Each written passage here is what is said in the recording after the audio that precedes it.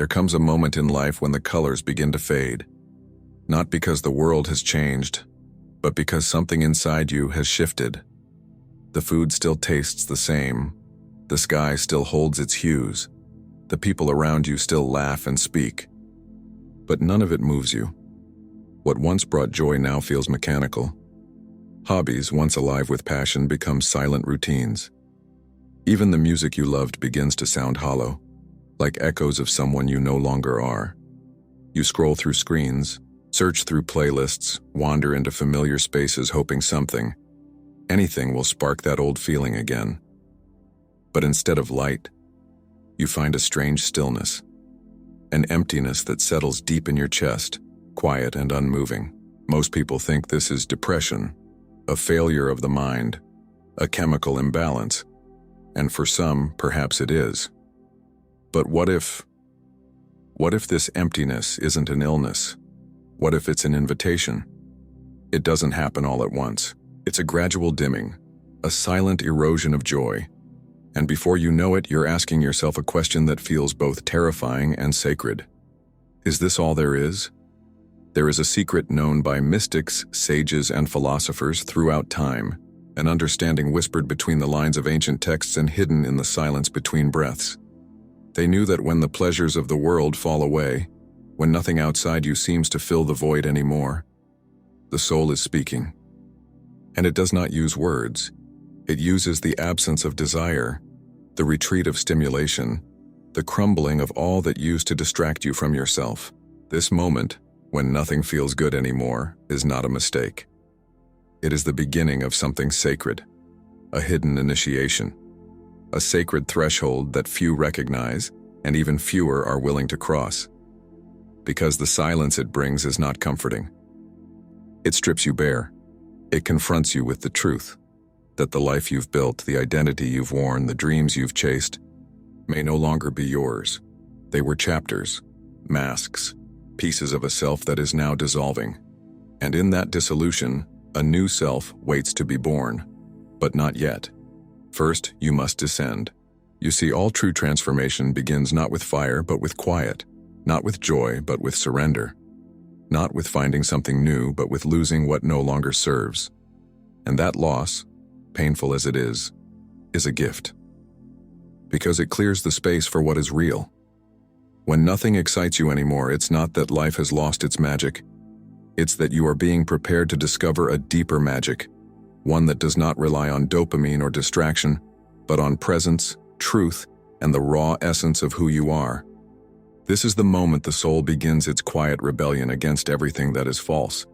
It's not depression, it's decomposition. And from this sacred rot, something luminous can emerge, but only if you stop running. What most people fear when nothing feels good anymore is not the emptiness itself, but the confrontation it demands. We have been conditioned to believe that fulfillment comes from movement, from doing more, achieving more, consuming more. But the deeper truth is often the opposite.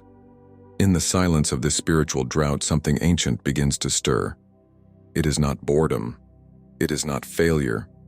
It is the sacred moment when the soul refuses to be entertained by anything less than truth. Carl Jung spoke of this state not as a collapse but as a call, a psychic rupture that signals the start of individuation, a process where all the roles, beliefs, and identities you've inherited begin to unravel, revealing not who you should be but who you truly are beneath it all. And this unraveling often begins with disconnection. You lose the appetite for things that once brought comfort. The routines you followed blindly start to feel like cages. The voices around you blur into noise. The ambitions you used to chase now seem like illusions projected on walls that are crumbling. And so you withdraw, not out of weakness but out of sacred necessity. What's really happening here is that your inner compass is no longer aligned with the external world. The frequency of your soul is shifting, and with that shift, anything that no longer resonates will naturally fall away. This is not the end of joy, but the clearing of counterfeit joy. Not the death of meaning, but the death of borrowed meaning, stories, desires, and expectations that were never yours to begin with. And though this feels like disillusionment, in truth, it is purification. In the ancient traditions, this was known as the dark night of the soul, a phase of spiritual evolution in which the divine intentionally withdraws its light so the seeker may walk through the valley of shadows, unaided by external comforts. It is the wilderness where the soul is forced to listen inward, to face its own distortions, and to stand naked in front of the mirror of self. For the mystic, this is not punishment, it is preparation. This disconnection serves a precise function. It breaks the dependency on outer stimuli so the inner world can reawaken. Without this rupture, we remain asleep, chasing goals set by others, sedated by endless stimulation, unable to hear the whispers that rise from deep within. But once you begin to feel that ache, the ache that nothing quite satisfies anymore, you are no longer asleep. You are on the threshold. At this point, most people panic. They try to escape it. They fill the space with noise, with scrolling, shopping, working, dating, anything that might drown out the silence. But none of it works, because the void they're trying to escape isn't outside of them, it's inside. And it's not a void to be feared. It's a womb, a space where the old self dissolves so a new one can take form. In this in-between, you're not broken. You're becoming. You're not lost. You're shedding. And the moment you stop resisting that process, everything begins to change. Imagine a chrysalis. On the surface, it appears inert, motionless, as if life has retreated. But inside, the caterpillar is dissolving, not transforming piece by piece, but entirely. Its old form breaks down into an unrecognizable soup of raw potential. Nothing of its previous self survives intact. And it is from that sacred dissolution, within the darkness, within the stillness, that the wings begin to form. This process cannot be rushed. It cannot be skipped. It must be endured. Because the butterfly is not born by force, it is born by surrender. The same is true for the soul. There is a myth, perhaps older than time itself, that says every soul must pass through a sacred forgetting, a descent into the underworld. In Greek tradition, even the dead had to drink from the river Lethe to forget who they were before they could enter the next life. The forgetting was not a punishment, it was a gateway, a necessary cleansing before rebirth. In the modern world, that descent often comes disguised as numbness, as disconnection, as the unbearable silence when nothing brings you pleasure. But beneath that silence, something ancient is awakening. Your old self, crafted over years by expectations, routines, rewards, and fears, is crumbling. The structures that held it together begin to feel brittle. The smiles you wore start to feel heavy, and the mirror no longer reflects someone you recognize. This is the moment when the soul begins to write a new myth, not with ink but with experience, not with stories inherited from others, but with symbols that rise from deep within. You are no longer who you were, but not yet who you're becoming. This in-between is sacred. In ancient initiations, the initiate was often led blindfolded into a cave or temple, far from the world, far from light. There, in total darkness, stripped of all distractions, they faced themselves. Symbols would appear, visions, truths that could not be taught, only revealed through experience. These rituals were not metaphors, they were real, and they served one purpose: death of the false self and birth of the awakened one. Today, we no longer enter stone temples, but the process continues internally. The cave is now your own stillness. The blindfold is the veil of confusion, and the guide is the emptiness you're trying to run from. What you feel right now, the dullness, the disinterest, the silence, is the modern form of initiation, a descent into the symbolic night, where every flicker of who you thought you were is extinguished, so that the inner flame may ignite for the first time. This is alchemy without fire. It is transformation by truth, and in this darkness something waits, not outside you but within. If this emptiness is a doorway, how do we walk through it? The answer isn't in doing more, but in doing differently.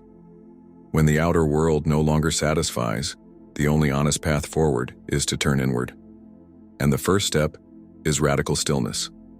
Not the kind that simply means slowing down, but the kind that invites silence without fear.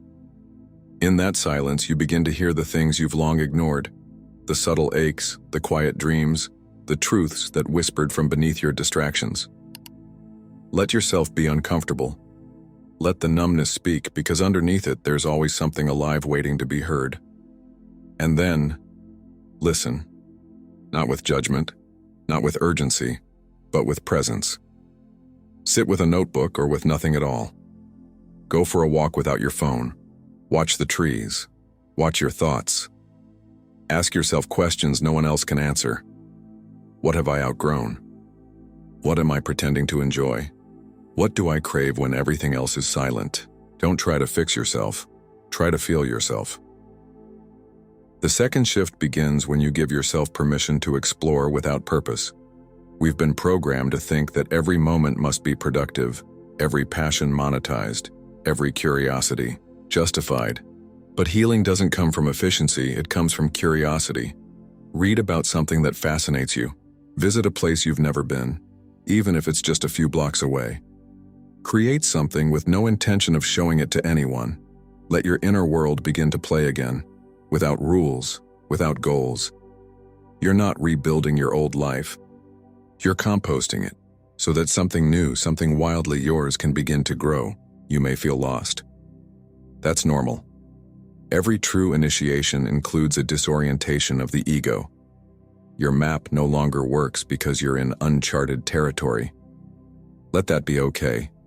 Let not knowing become a practice. Because in the space where you release the need for certainty, you create the space where insight can land. Not all at once, but gradually, gently, like morning light that doesn't force its way in. It simply arrives. Another step, perhaps the most essential, is choosing to be fully present in even the smallest acts. When you make your coffee, do it slowly. Smell it, taste it, feel the heat in your hands. When you talk to someone, listen like their words are sacred.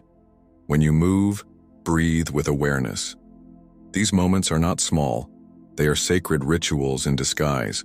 They pull you back from the illusion that life happens only in climactic events. They remind you that meaning is not a destination. It's a way of seeing. And finally, don't walk this alone. The path of inner rebirth is deeply personal, but not meant to be isolated. Find voices that echo your own longings. Read mystical texts, journal, meditate. Speak with someone who sees beyond the surface. Every step you take toward reconnecting with yourself sends a ripple into the unseen. And slowly, imperceptibly, the light begins to return. Not the old light, not the dopamine glow of fast pleasure, but a new light, one born from within, one that flickers not to impress others but to guide you home. When nothing feels good anymore, the instinct is to panic, to fix, to run. But what if this emptiness isn't a void, but a chrysalis? What if it's not the end, but a turning point disguised as stillness? There comes a moment on every inner path when the noise of the world no longer satisfies, and the soul, long silenced, begins to speak. Not with words, but with space, with disinterest, with the soft pulling away from all that is false. In that space, something sacred unfolds. You stop seeking outside. You stop chasing roles, reactions, rewards. And in that surrender, you begin to feel a different kind of presence, a deeper current, not loud, not sudden, but unmistakable. That presence is you, not the you others molded, not the identity stitched from expectations, but the raw, luminous core that has always been quietly waiting beneath it all. And once you feel it, once you allow it to breathe, you realize that the emptiness was never your enemy. It was your midwife, delivering you into a deeper form of life. You do not need to know who you are becoming. You only need to stop resisting who you are unbecoming. There is wisdom in the silence. There is truth in the numbness.